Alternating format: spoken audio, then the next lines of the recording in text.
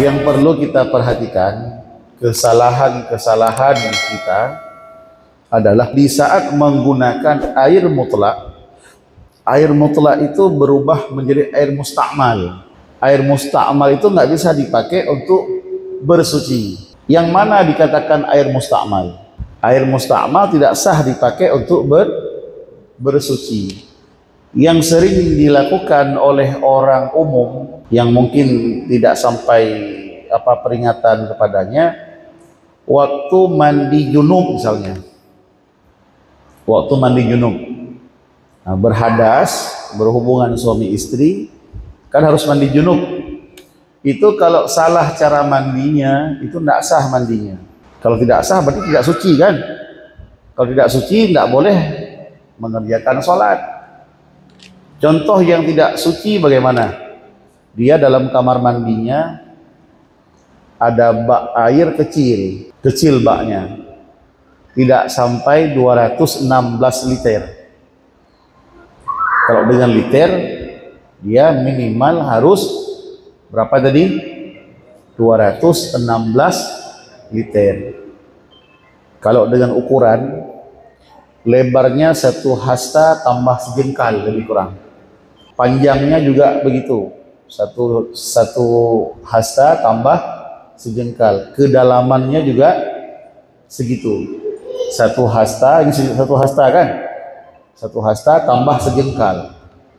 Kalau panjang segitu, lebar segitu, kedalamannya juga segitu, apabila airnya penuh, itu sudah aman dipakai. Kalau kurang dari itu, baknya nggak sampai ukuran itu. Bak di rumah kita kan bervariasi. Kadang-kadang bak kita kecil. Kalau mau ditakar, tidak sampai 216 liter. Maka kalau baknya kecil, tidak sampai 216 liter, maka hati-hati digunakan untuk bersuci. Misalnya kita mandi junub, ambil gayung misalnya kan, ambil gayung. Nah, ambil mandi, niat mandi janabah. Sengaja aku mandi junub, hadas besar karena Allah Ta'ala. Sengaja aku mengangkatkan hadas yang besar karena Allah. Kan itu kita niatkan kan, waktu kita membasuhkan air, begitu air kena di badan, di kepala atau di paha atau dimanapun yang kena, kan itu kita niat. Sengaja aku mandi junub, kan pakai niat kan? Sengaja aku mandi junub untuk mengangkatkan hadas yang besar karena Allah, kan wajib niatnya kan? Warahmatullahi wabarakatuh.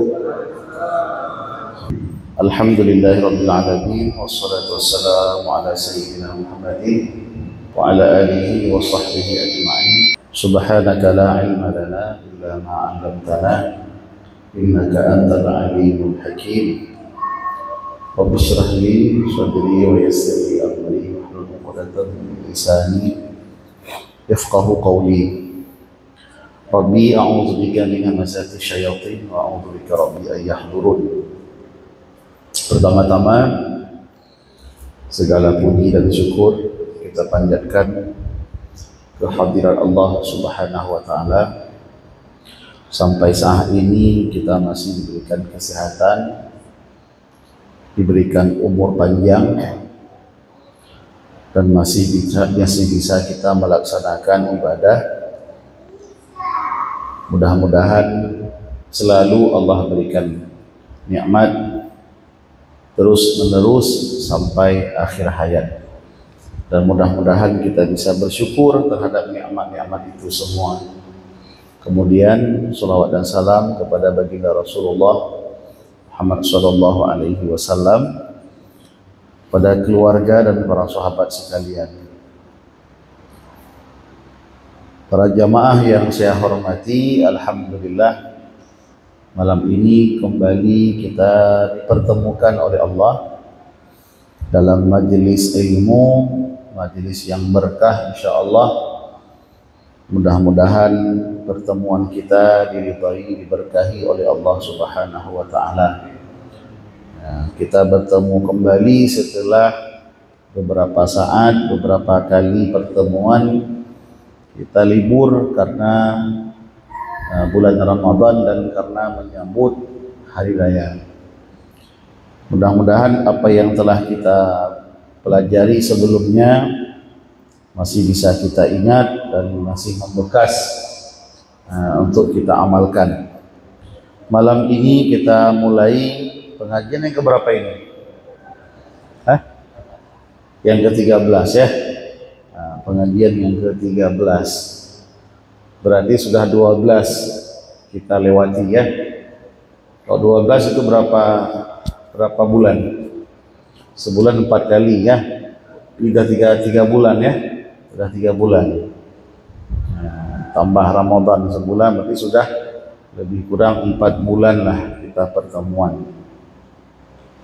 Kalau dengan jamaah Huna itu sudah dari tahun 2000 berapa ya? 2013.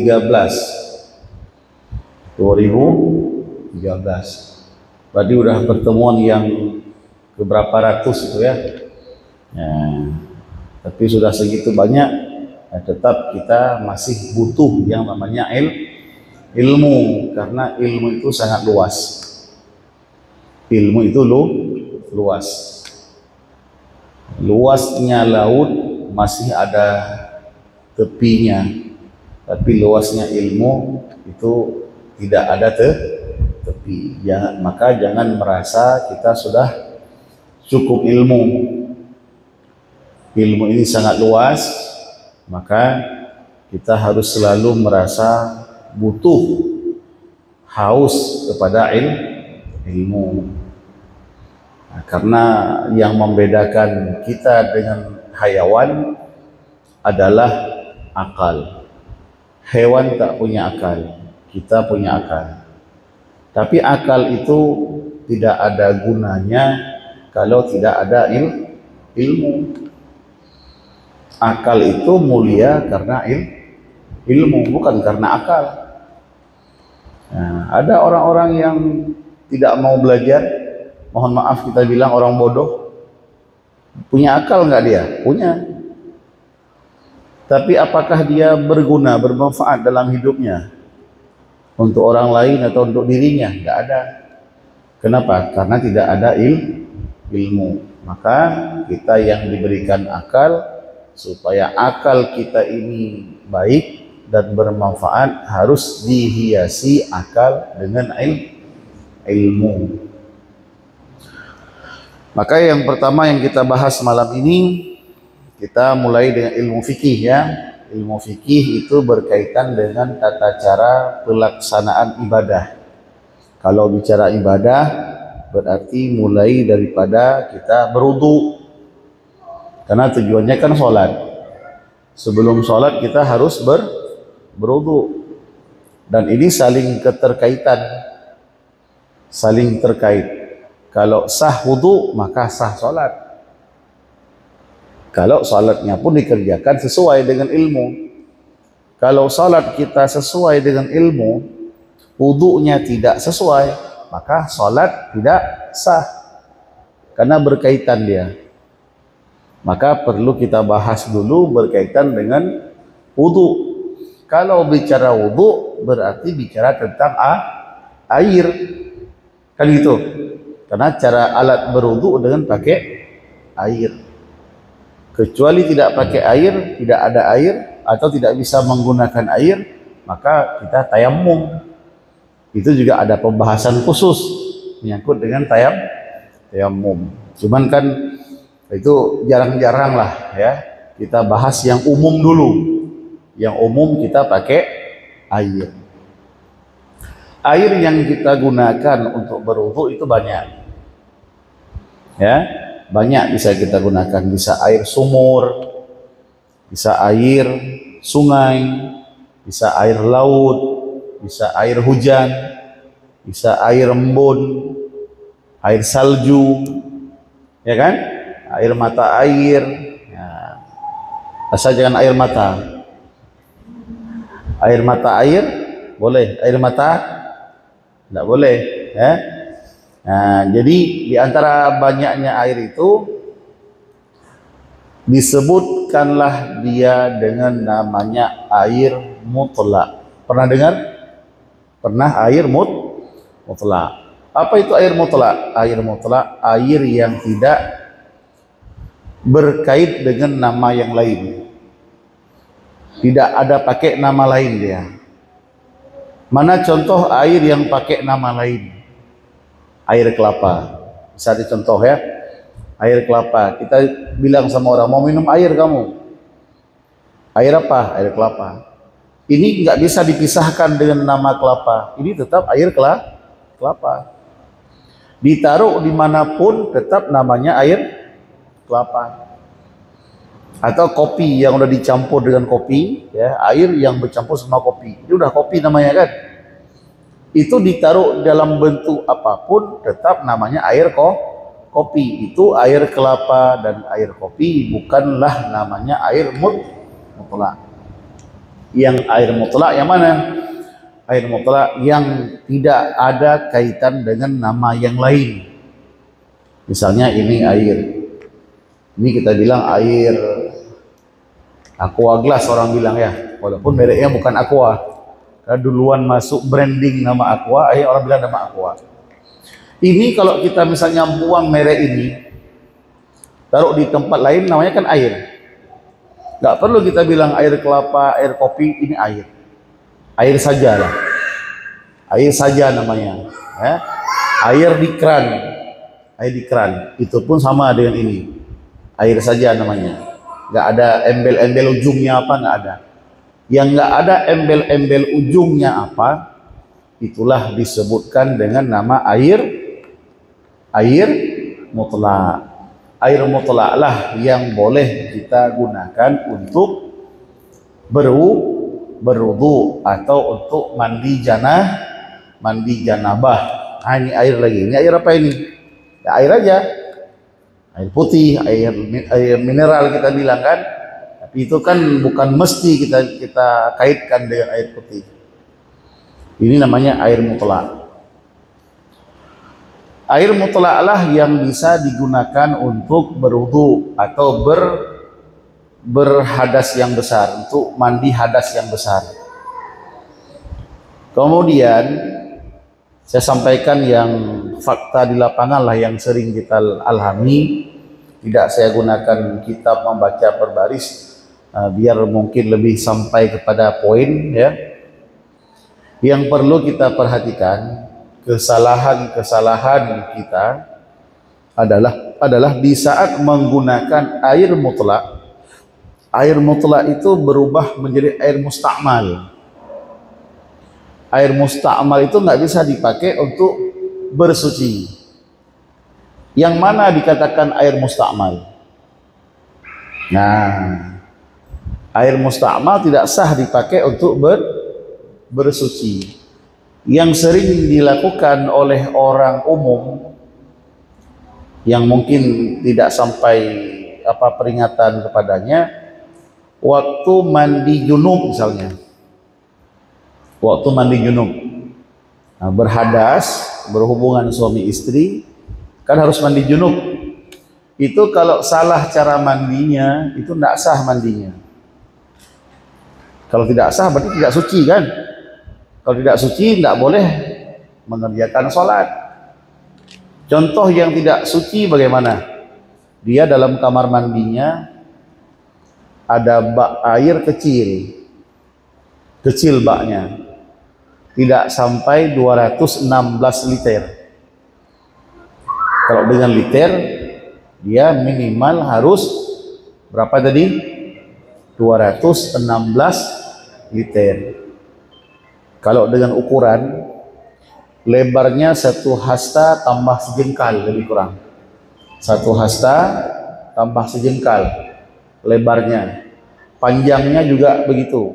Satu hasta tambah sejengkal. Kedalamannya juga segitu. 1 hasta, ini 1 hasta kan? 1 hasta tambah sejengkal. Kalau panjang segitu, lebar segitu, kedalamannya juga segitu, apabila airnya penuh, itu sudah aman dipakai. Kalau kurang dari itu, baknya nggak sampai ukuran itu. Bak di rumah kita kan bervariasi. Kadang-kadang bak kita kecil. Kalau mau ditakar tidak sampai 216 liter. Maka kalau baknya kecil tidak sampai 216 liter, maka hati-hati digunakan untuk bersuci. Misalnya kita mandi junub, ambil gayung misalnya kan, ambil gayung. Nah, ambil mandi, niat mandi janabah. Sengaja aku mandi junub, hadas besar karena Allah Ta'ala. Sengaja aku mengangkatkan hadas yang besar karena Allah. Kan itu kita niatkan kan, waktu kita membasuhkan air, begitu air kena di badan, di kepala atau di paha atau dimanapun yang kena, kan itu kita niat. Sengaja aku mandi junub, kan pakai niat kan? Sengaja aku mandi junub untuk mengangkatkan hadas yang besar karena Allah. Kan wajib niatnya kan?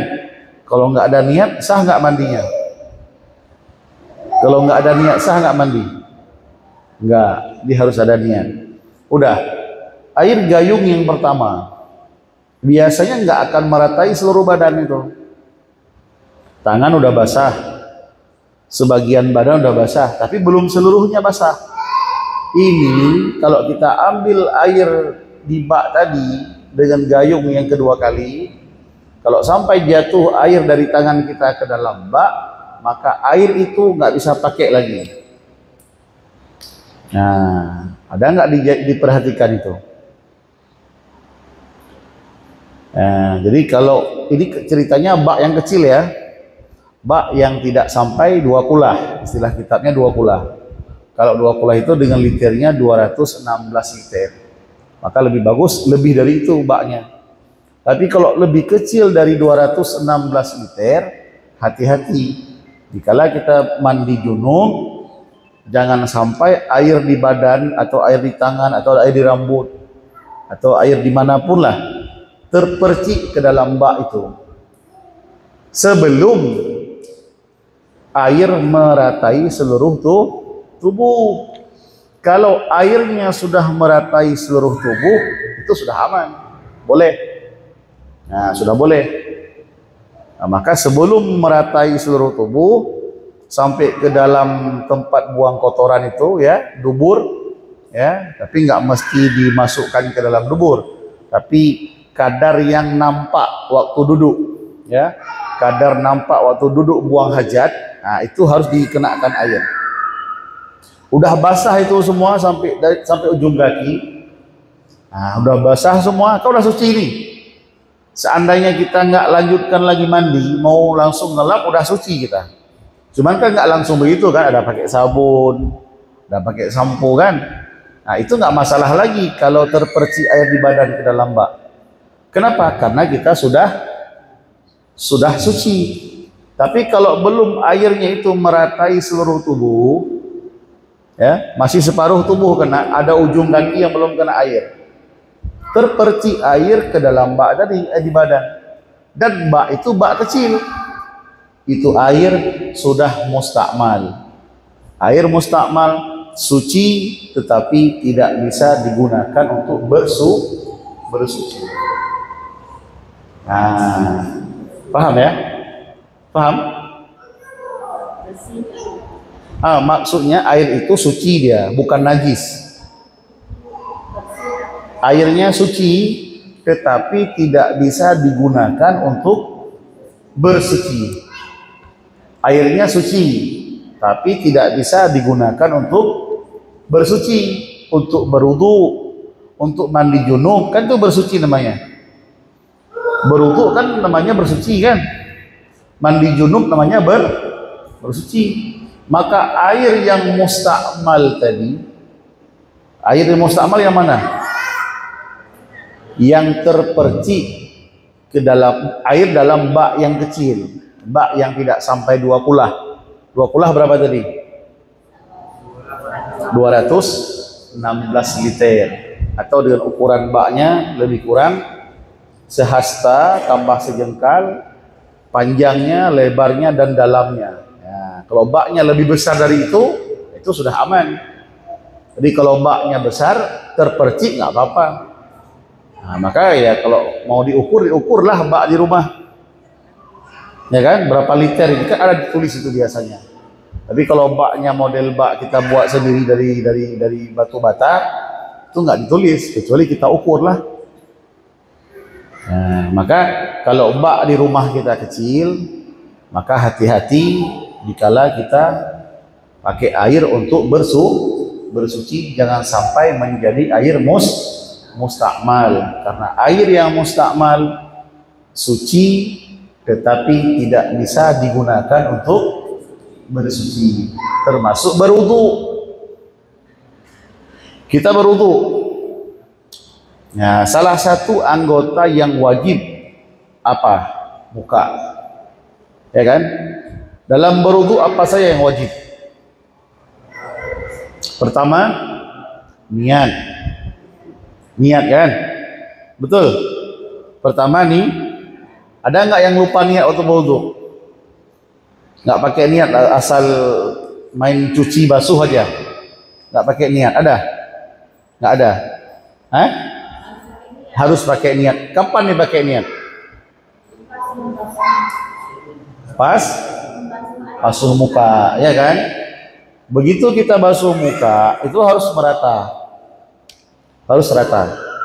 Disitulah begitu jatuh air ke muka langsung pasang niat. Sengaja aku rafa hadas yang kecil karena Allah Ta'ala. Sengaja aku mengangkatkan hadas yang kecil karena Allah Ta'ala. Jadi harus basah seluruhnya, dari ujung rambut atas, kalau bawah sampai ke ujung dagu. Nah, kalau kiri kanan dari anak telinga sampai ke anak telinga. Ini harus basah semua. Jangan depan aja, harus meratai semua. Jadi harus sampai basah ke pinggir-pinggir ini. Ya. Ibu-ibu kan ada rambut apa namanya itu? Anak ini jangan digeser dipindah. Jambang lah, kalau laki-laki jambang. Kalau kita jambang kan wajib dicuci.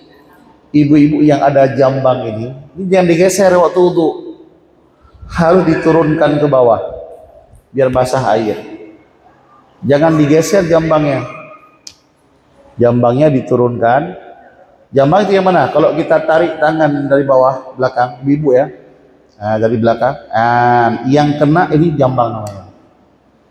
Bawa tangan dari bawah, dari belakang, dorong ke depan. Ini mana rambut yang ikut, ini jambang yang wajib dicuci. Kan ada yang kecil-kecil itu kadang-kadang dipindah dia kan? Nggak boleh dipindah, harus dicuci.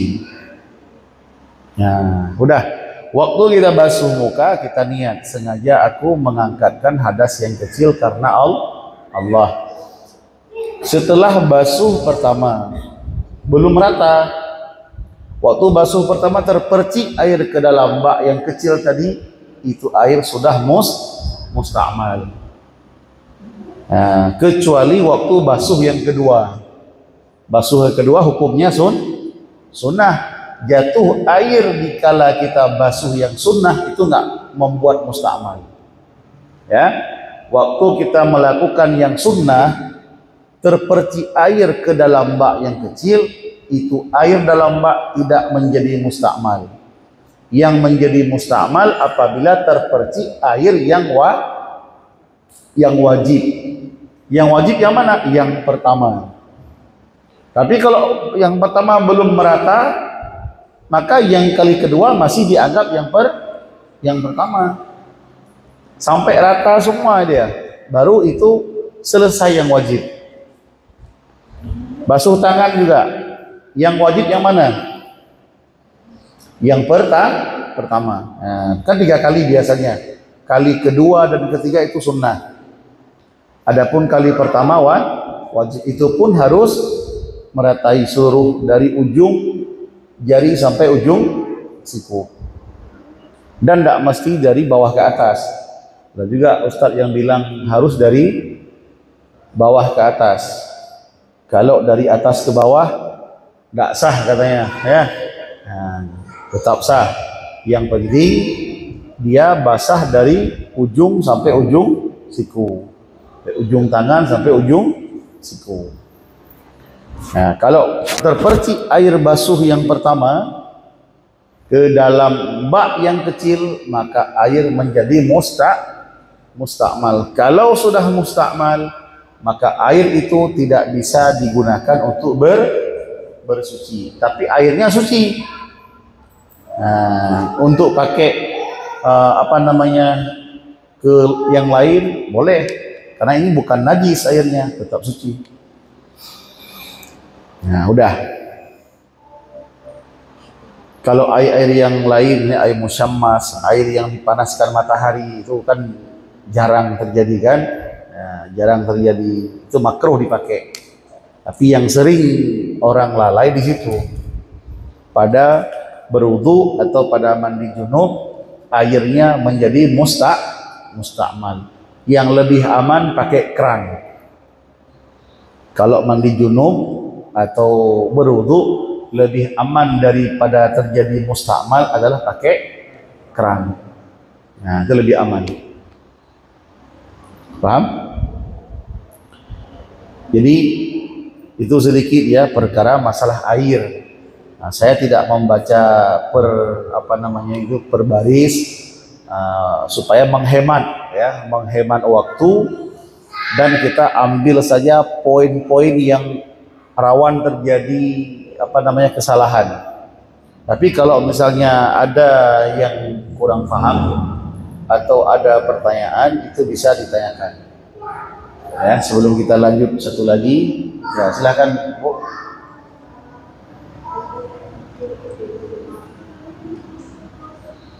Gimana? Oh gitu. Ada bak kecil, ember. Kerannya ada hidup, kita berwudu di situ. Itu dianggap airnya banyak apa sedikit. Kalau kita lihat baknya itu ember kecil, tapi kalau kita tengok ke atas itu ada tangki air di atas banyak, ya kan? Tetapi pada kasus tadi, pada contoh tadi, itu dianggap airnya sedikit. Kenapa? Karena tidak bersambung. Air yang dalam bak itu dengan air yang dalam tangki itu nggak bersambung, dia terputus. Nah, walaupun ada keran, itu dianggap terputus. Ya, kerannya hidup, tetapi air dalam bak itu ya dengan dengan air di atas itu terputus. Ukurannya gini, dia baru dikatakan bersambung. Dia perbandingannya begini, ada satu bak dibagi dua, ini kecil, tapi di tengah-tengahnya ada ada terbuka. Kalau digabung dua ini besar. Ini bersambung apabila kalau kita goyang air di sini, maka ikut goyang ke samping. Ini baru dikatakan airnya bersambung. Tapi dalam kasus bak tadi kan nggak bersambung, dia terputus. Jadi walaupun hidup keran, itu dianggap baknya bak yang tidak sampai dua kulah. Walaupun kerannya terbuka. Begitu. Ya, tapi kalau misalnya ada keran, kita contoh mandi junub, tampung air misalnya penuh, mandi, buka lagi, ini aman, enggak masalah. Ya kan? Ya. Kalau model begitu aman. Yang saya bilang tadi enggak boleh. Kita pakai air dalam bak yang kita tampung itu. Ya. Tapi kalau kita begini, tampung di kerannya boleh, atau ngambil air di bak itu boleh juga, asal jangan terpercik air di anggota badan ke dalam bak yang kecil itu. Kapan boleh terpercik? Apabila sudah air meratai seluruh badan. Seluruh badan diperhatikan sampai mata, ini pinggir-pinggir ini. Tapi ke dalam mata nggak wajib. Ke dalam mata nggak usah. Nah, pinggir-pinggir ini harus kena seluruh badan. Nah, udah, ada lagi? Ini berkaitan masalah air dulu ya. Ya, silakan. Atau mau pakai mic? Coba bawa mic satu biar lebih jelas.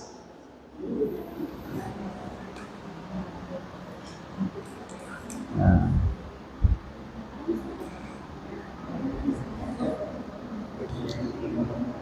Hidup kan? Kita kan ambil air tadi Pak. Ya, ya. Dan kita kan duduk ini Pak. Itu airnya kan berlubang. Makanya kan Pak Bang tadi kan cukup airnya. Dan kita duduk ini mati. Itu sah atau tidak Pak? Udah. Nggak berdiri Pak. Ya, udah. Oke.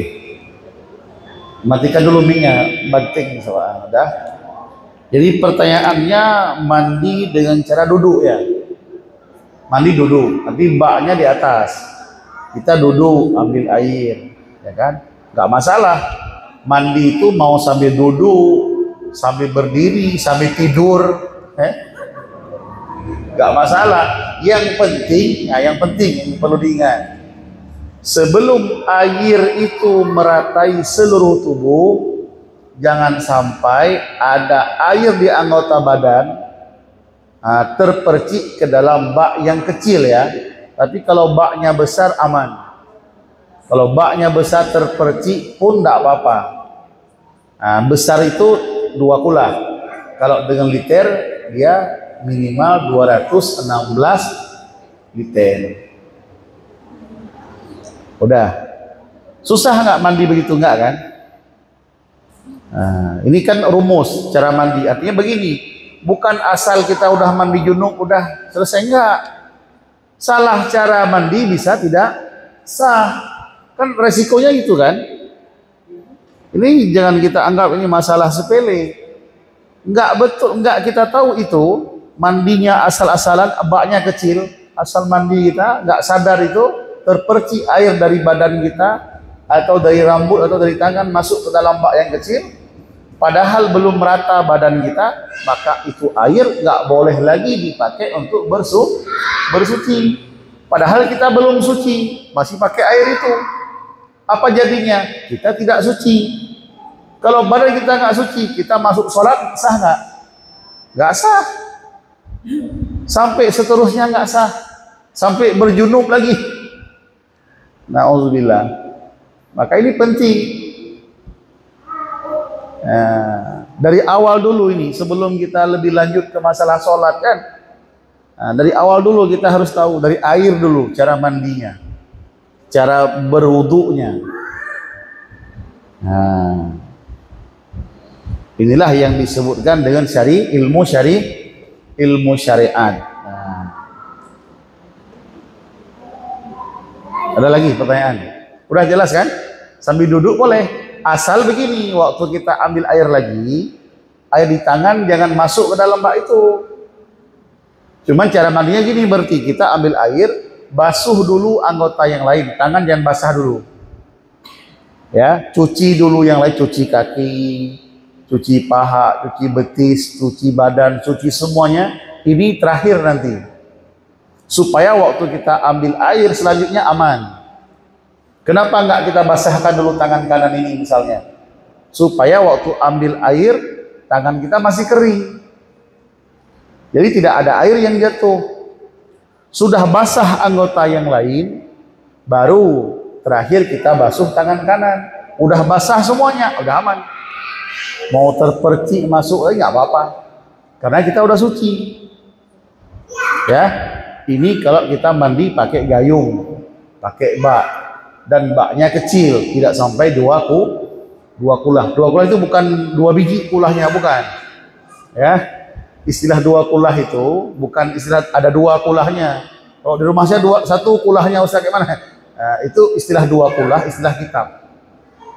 Walaupun 1 kulah, 1 bak, kalau airnya sampai 216 liter, itu namanya 2 2 kulah, walaupun cuma satu kulahnya, walaupun cuma 1 baknya. Nah, paham? Ya, tanyakan aja kalau ada pertanyaan. Mau pakai mic nggak? Nggak usah. Ngapain malu-malu kita ngaji ya kan?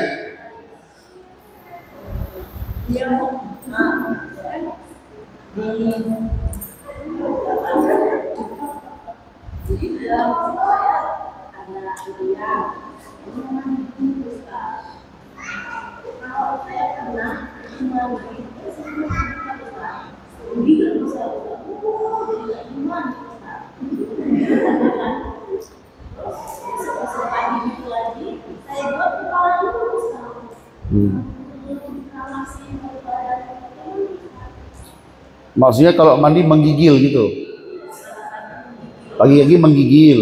Pertanyaannya apa?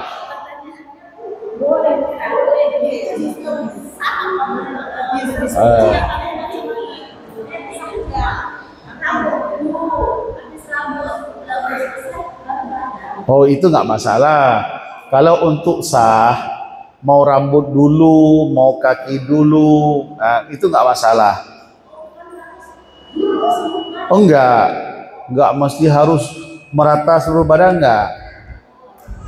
Nah, kan kadang-kadang kita nggak membayangkan, kita pikir itu orang udah paham, padahal orang itu belum paham. Maka ilmu ini kadang-kadang yang kita anggap ini orang udah paham, ternyata kadang belum. Gak apa-apa, tanyakan aja. Tidak boleh ada rasa malu, supaya kita tahu dan ibadah kita sah, ya kan? Kalau mandi nggak mesti harus mulai dari rambut harus langsung, nggak. Tetapi yang bagusnya begini, dari segi kesehatan, bagus mandinya basahkan dari bawah dulu, basahkan kaki dulu. Udah, nah, kemudian ambil air lagi, basahkan ke betis, kemudian ambil lagi, basahkan ke paha, terus naik ke badan. Nah, dia kalau begitu badan kita nggak terkejut. Nah, kalau macam tadi langsung itu terkejut badannya kan, apalagi subuh-subuh.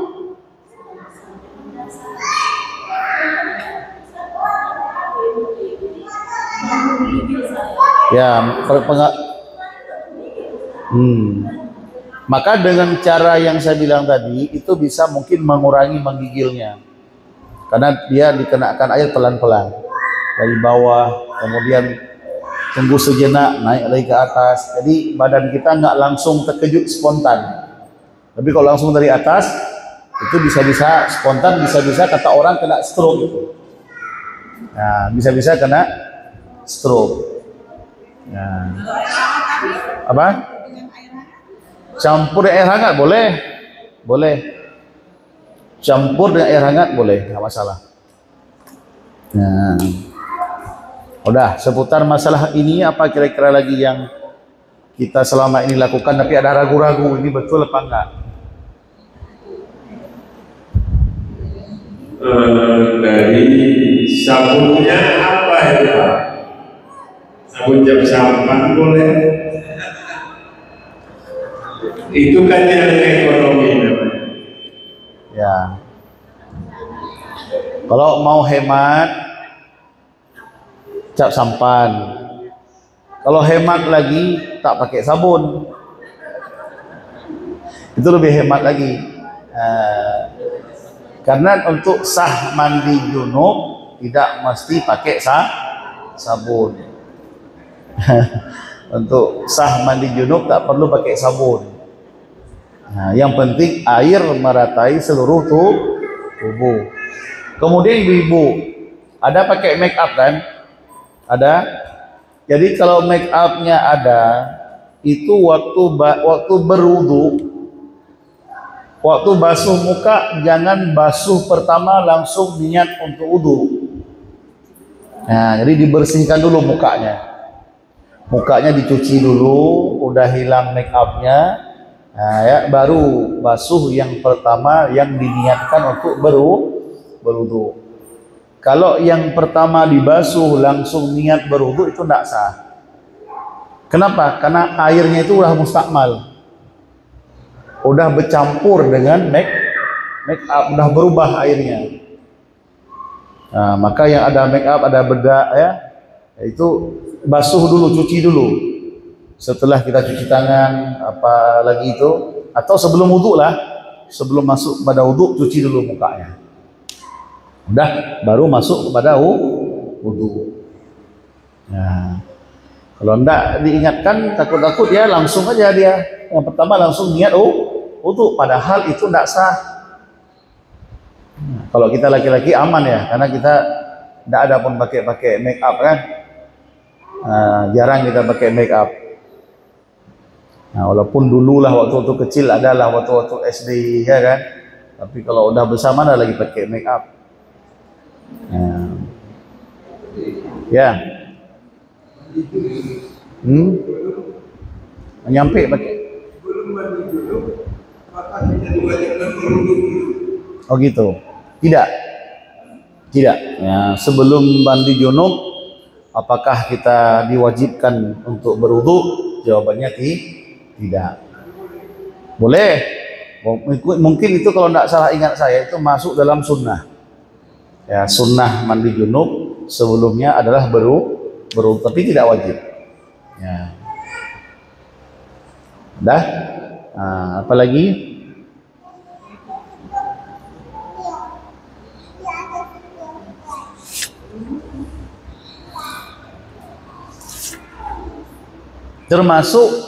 Termasuk waktu kita nanti mensucikan kotoran di rumah. Misalnya ada kencing anak-anak di lantai, ya, kemudian atau ada tai kucing di rumah, itu juga harus betul cara mensucikannya. Termasuk yang sehari-hari kita lakukan, ikan itu kan ada darah itu kan najis, ya kan? Kalau salah kita caranya, bisa-bisa ikan itu tetap bernajis. Akhirnya kita makanlah yang bernajis. Kita makan najis jadinya. Karena darah itu najis. Kalau tidak betul cara kita mensucikannya, maka ikan nggak suci. Berarti kita makan najis. Nah, jadi ikan itu harus betul disucikan. Caranya gimana? Jangan sampai disucikan dengan air yang mustakmal. Air mustakmal itu kan air yang suci tapi tidak bisa menyucikan, atau air najis. Misalnya gini, ada ember kecil, ember di dapur kan nggak besar-besar kalinya, nggak sampai lah 216 liter kan, paling 10 liter atau 20 liter kan. Akhirnya ambil ikan yang sudah baru dibersihkan isang-isangnya, tapi masih ada darah-darahnya, dicelupkan ke situ. Habis itu diangkat, dicelupkan lagi, diangkat lagi, dicelupkan lagi, diangkat lagi.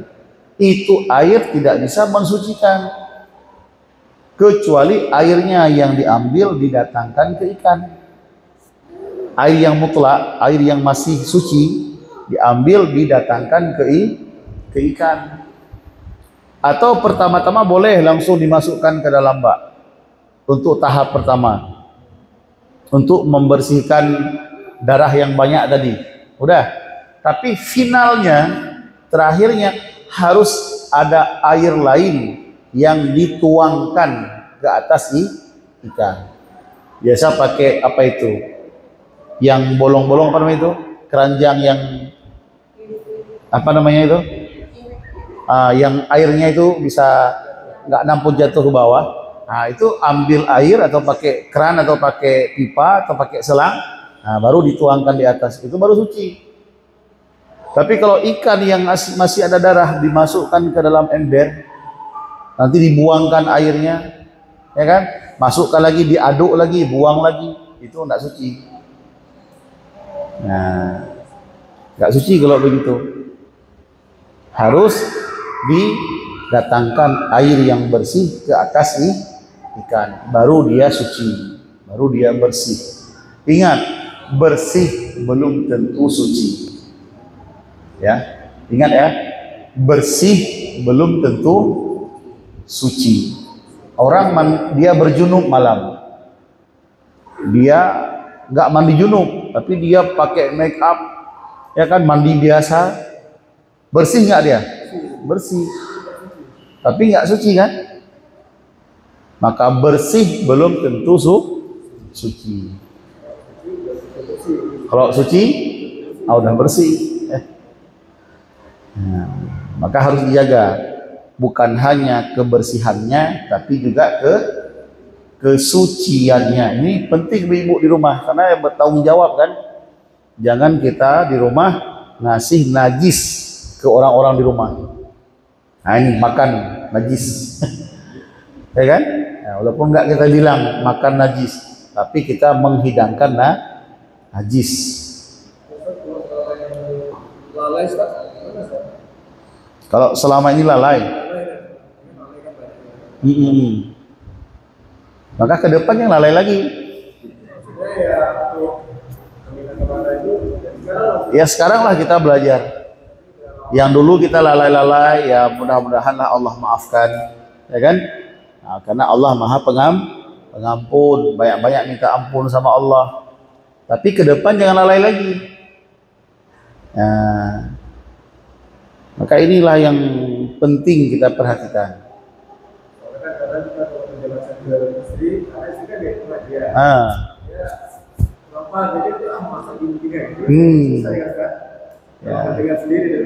Ya.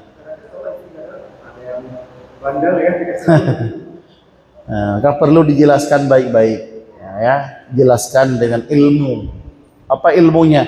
Najis, darah itu najis bukan? Najis.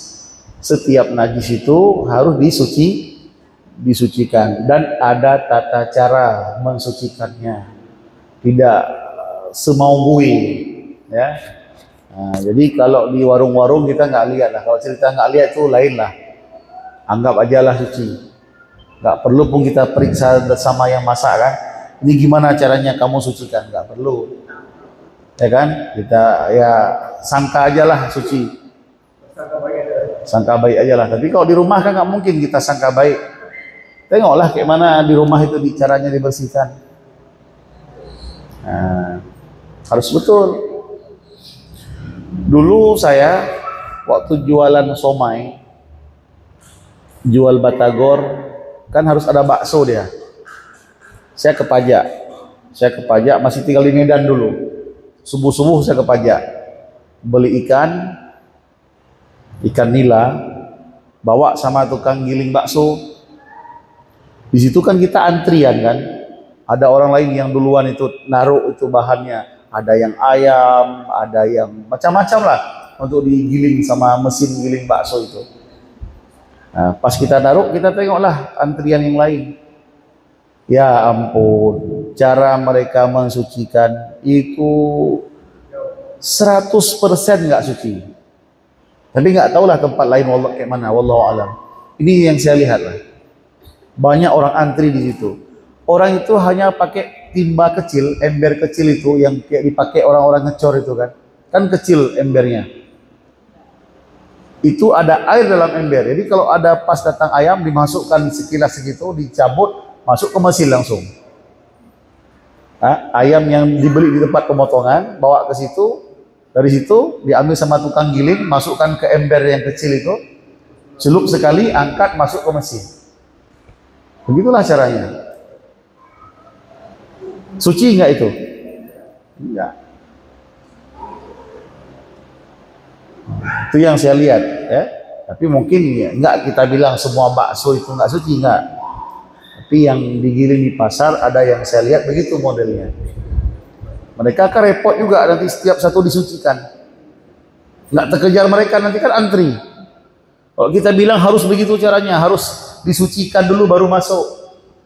Nggak sempat lah mereka kerja itu, nanti itu nggak mau pindah ke tempat lain. Kita yang bawa pun nggak mungkin kita sucikan. Akhirnya bertebaranlah kemana-mana bahan yang tidak suci. Nah, tapi kalau kita makan bakso di luar, ya anggap aja lah suci. Ya kan?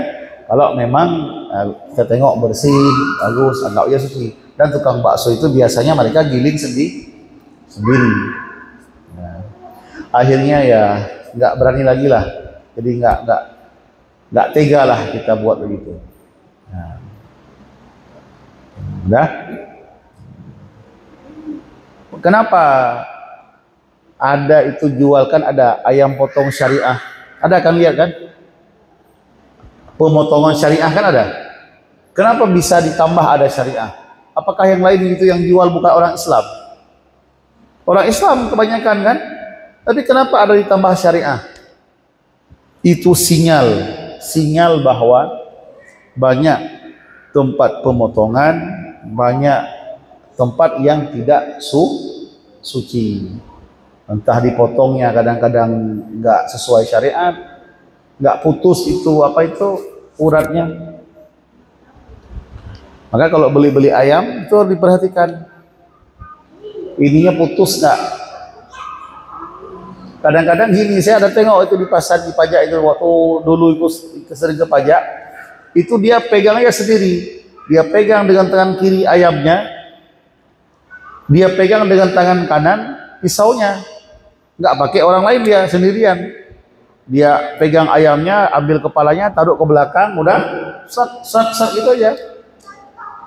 Kalau kita dulu nggak begitu kan, ada yang megang pisau, jadi pasti dia. Ini memang nggak mesti harus dua orang yang megang, sendiri pun boleh. Tetapi harus pasti, memang ini urat-uratnya harus putus. Kadang-kadang matinya bukan karena putus ini, karena dimasukkan ke dalam air panas. Itu harus hati-hati, ya kan? Langsung diambil, nggak tahu dia putus apa nggak, langsung masuk ke dalam air, ya matilah dalam air.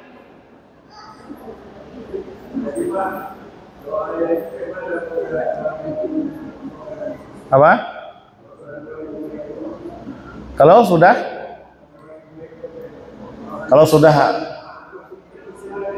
ya kalau doa itu kan sunnah. Kalau doa sunnah nggak dibaca pun nggak apa-apa. Baca bismillah aja boleh. Yang penting uratnya ini harus putus. Urat besarnya itu harus putus. Ya. Saya dulu pernah pelihara ayam potong. Sebelum saya ke Medan, saya ada pelihara ayam potong buat kandang besar. Lebih kurang sebesar bangunan ini, besar kandangnya. Berapa ribu itu kami pelihara ayam. Disitulah baru saya tahu, ternyata ayam potong itu nyawanya lemah. Cepat kali dia mati. Kok datang kita kita takuti aja sedikit, pura-pura mati dia. Langsung mati. Kalau sempat ada hujan, ada petir, itu udah gini jantung kita ini. Kalau malam itu ada petir, pasti besok mati. Banyak yang mati. Ya kan, betul kan? Begitu ayam potong itu. Apalagi kalau dibawa dari tempat peliharaan ke pasar kan jauh. Dalam keranjang itu kan dia padat. Ya kan? Tapi pertanyaan saya, yang mati-mati itu kemana dibawa? Ada nggak khusus ini yang mati dijual murah-murah untuk ikan? Ada nggak? Apa? Nah, karena kita bilang nggak mati, nggak mungkin. Karena petir aja bisa mati dia.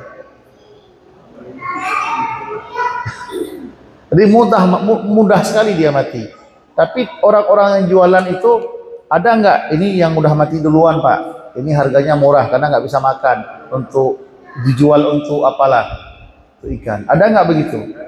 Nggak ada. Berarti nggak ada yang mati. Yakin nggak kita nggak ada yang mati? Nah, maka zaman sekarang ini menjaga diri daripada makanan yang syubhat itu sulit. Ya, kalau mau betul-betul yang halal ya pelihara sendirilah. Itu pun tidak mungkin, ya kan? Ya minimal ya jagalah, jangan sering-sering lah yang begitu. Pastikan dulu. Hah? Ya, kalau bisa mana yang hidup? Nah, ini saya beli potong, biar mahal sedikit nggak apa-apa. Ini yang masih hidup, udah ini saya beli. Nah, sembeli. Nah, mahal sedikit nggak apa-apa, ya kan? Nah, itu lebih aman. Nah, udah. Ada lagi. Ini mohon maaf kalau misalnya ada yang jual ayam potong, saya nggak tahu ada nggak jamaah kita yang jual. Saya bukan bilang semua penjual ayam itu nggak jelas, nggak. Ya, atau ada saudaranya yang jual ayam potong nggak. Saya bilang dia itu nggak betul, nggak. Tapi saya mau katakan pada ayam ini potensi matinya besar, kemudian potensi untuk terjadi tidak suci itu ada. Ya, bukan saya bilang setiap orang yang jual ayam potong itu nggak jelas, nggak saya bilang gitu, ya kan? Ada juga orang yang jual ayam potong yang memang dia tahu hukum, dia tahu ilmu, dia akan perlakukan dengan cara yang baik. Nah, maka setiap urusan, setiap bidang di situ butuh ilmu. Bahkan orang yang jual ayam potong pun butuh ilmu. Kalau enggak, maka dia telah menipu. Ini udah tahu dia udah mati, langsung dijual juga. Kan orang nggak tahu, ya kan? Udah dipotong-potong itu ada 1/4, 1/2. Orang mana ada tahu ini ayam dari hidup disembelih atau memang udah mati? Kan nggak tahu kita.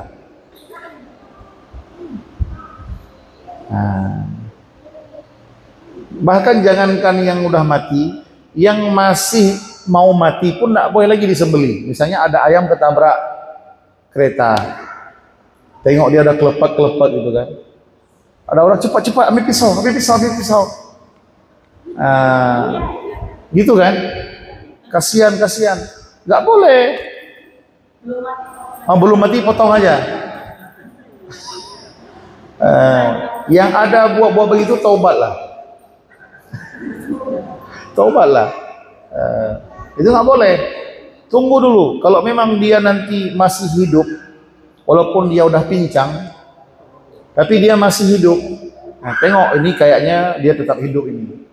Kita simpan nanti kayaknya hidup, cuma dia udah cedera, dia udah cacat, tapi hidup. Nah, ini boleh disembelih. Tapi kalau waktu tadi kelepek, kayaknya ini akan mati, nggak disembelih pun akan mati, kita ambil pisau sembelih, ini tetap haram. Ya, ada istilah kita itu ada hayah mustaqirrah, ada harkat masboh, itu nggak perlu dijelaskan lah, ya. Nah, ya Ustaz kan, yang penting tahu hukumnya begitu. Nah, yang hayah mustaqirrah yang boleh disembelih. Hayah mustaqirrah itu maksudnya yang akan tetap hidup, walaupun udah kena pijak kereta, dia akan tetap hidup. Ini hayah mustaqirrah namanya. Nah, ini boleh disembelih. Tapi kalau yang kelepek akan mati, ini namanya harkat mazbuh. Ini gerakan mau mati. Harkat mazbuh ini gerakan yang akan mati. Nggak disembelih pun ini tandanya ini kelepek tanda akan mati. Ini nggak boleh disembelih. Nah, ini kita kasihan kena ayam jantan pula, besar pula. Nggak kita sebut, kasihan lah. Mubazir. Lebih kita pilih mubazir daripada makan haram.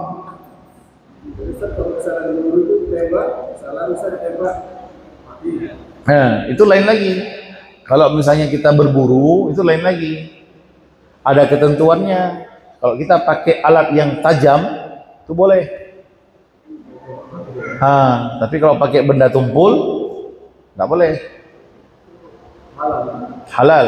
Kalau memang dia pakai senjata yang memang tajam, ya, mematikan, nah itu boleh. Itu ada dalam bab bagian berburu nanti. Nah, ini kan jarang ya, masih Mungkin satu Marina ini jarang nggak ada orang yang berburu kan. Tapi kalau beli ayam potong ini atau kejadian kecelakaan ini kan sering. Nah, udah.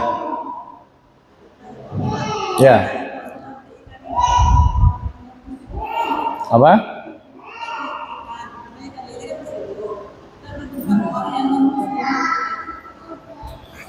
Nah, ikan, kalau ikan itu nggak masalah, kalau udah mati nggak masalah. Kita beli ini ikan lele udah mati, nah itu nggak masalah, ya kan? Kalau nggak dipotong, kebanyakan di, jadi yang jual itu banyak orang muslim, jadi dia yang mematikan ikan lele itu dia yang oh gitu, nggak apa-apa. Nggak apa-apa, karena ikan itu mati pun dibeli nggak apa-apa. Karena ikan nggak mesti disembelih.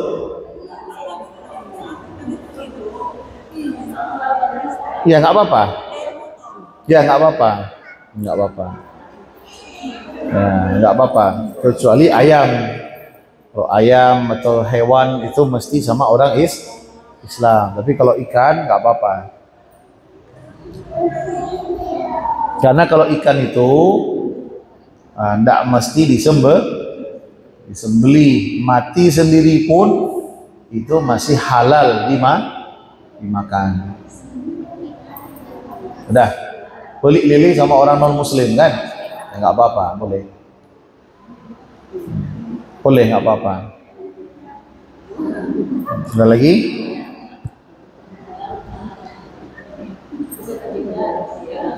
Udah, seperti janji kita kan, 1 jam, ya kan? 1 jam. Nanti kalau misalnya mau tambah 10 menit atau 15 menit, itu tidak apa-apa. Kita sepakati dulu nanti ya. Ini sebenarnya ada lagi 1 kitab mau saya bacakan ini, tapi ya waktunya nggak memungkinkan. Nah, tapi malam perdana udah cukup lah ya kan? Nah, buka ini, ada kemarin perdana juga kan? Cuman gelap malam kemarin itu. Mati lampu. Ya. Apa? Datang ramai ya, betul. Ya. Ya, inilah malam ini kesimpulannya apa? Inilah beberapa tadi yang udah kita sampaikan, dan sampaikan juga kepada yang lain yang mungkin tidak hadir, sampaikan ibu-ibu ya. Mungkin masalah cara mensucikan ikan, cara kita berwudu, cara kita mandi ya. Tolong disampaikan, walaupun ini ilmu mungkin orang lain nganggap ini ilmu sepele, tapi sebenarnya dari sinilah berangkat semuanya. Kalau enggak betul wudunya, tidak sah salatnya. Tidak suci apa yang kita makan, maka kita makan najis. Makan najis efeknya hati kita menjadi keras. Nah, efeknya besar. Ya. Orang yang sering makan yang tidak halal itu hatinya jadi gelap. Jadi gelap hatinya. Kan hati itu kan kita yakini kan, ada orang yang hatinya bersih, ada orang yang hatinya gelap, ada kan? Itulah penyebabnya. Karena keseringan mengkonsumsi yang tidak halal. Wallahu a'lam bishawab. Wa ilaihi al-masir wal ma'ab. Subhanakallahumma wa bihamdika asyhadu an la ilaha illa anta astaghfiruka wa atubu ilaik. Na'udzu billahi minasyaitonir rajim. Bismillahirrahmanirrahim. Alhamdulillahi rabbil alamin hamdan yuwafi ni'amahu wa yukafi'u mazidah. Ya Rabbana lakal hamdu kama yanbaghi li jalali wajhikal karim wa 'azimi sultanik. اللهم صل وسلم وبارك على سيدنا محمد وعلى آله وصحبه أجمعين. اللهم إنا نسألك رضاك والجنة ونعوذ بك من سخطك والنار. اللهم إنك عفو كريم حليم تحب العفو فاعف عنا يا كريم. اللهم اجعل جمعنا جمعا مرحوما وتفرقنا من بعده تفرقا معصوما. اللهم اجعل نياتنا وأقوالنا وأفعالنا في رضاك يا رب العالمين. اللهم علمنا ما جهلنا وذكرنا ما نسينا وفهمنا ما لم نفهم. ربنا آتنا في الدنيا حسنة وفي الآخرة حسنة وقنا عذاب النار. وأدخلنا الجنة مع الأبرار يا عزيز يا غفار يا رب العالمين. وصلى الله وسلم على سيدنا محمد وعلى آله وصحبه أجمعين والحمد لله رب العالمين. تقبل الله منكم. هدانا الله وإياكم أجمعين. السلام عليكم ورحمة الله وبركاته. صلى الله وسلم على النبي سيدنا محمد وآله وصحبه أجمعين. الله صلى الله وسلم سيدنا محمد وآله وصحبه أجمعين. الله صلى الله وسلم على النبي سيدنا محمد وآله وصحبه أجمعين. الله محمد وآله وصحبه